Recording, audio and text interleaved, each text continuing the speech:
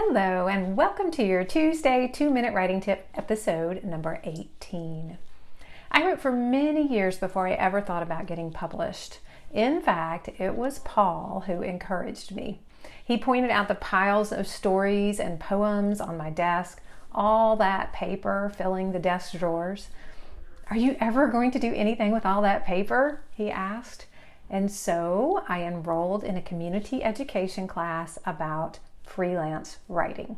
That led to joining our state poetry society and creating a critique group and eventually joining SCBWI, the Society for Children's Book Writers and Illustrators.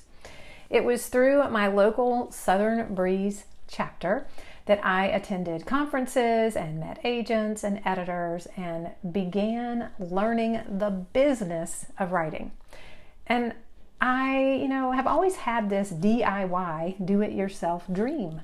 I wanted to send my work to publishing companies, and I wanted some editor on a nothing special kind of day to pull my manuscript from the slush pile and be so enraptured by my words that she'd call me on the phone and offer me a book deal. I pursued that particular path for a couple of years, and I accumulated some form rejections and a couple of personal rejections and some no response at all, but I never got that call. And so I started thinking about the other route, which is to get an agent. There was one agent in particular I'd heard speak at one of the conferences who was matter of fact, a really good communicator, and she liked email. I'm introverted. I really like email. I sent her my manuscript. It was a novel in verse, and she wrote back immediately and said she couldn't sell it. These days, it's much easier to sell novels in verse.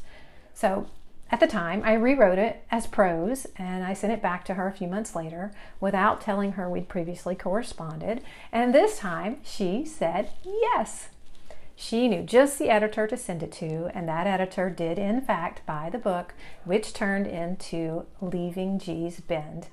And that was the start of a beautiful working relationship, both with my agent, Rosemary Stamola, and that editor, Stacy Barney.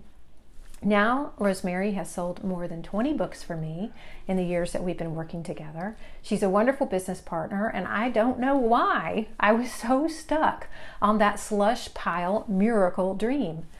So the number one thing I wish I'd done sooner is get an agent. Get those queries in.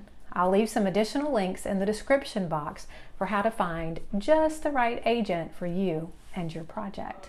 You won't be sorry. Happy writing.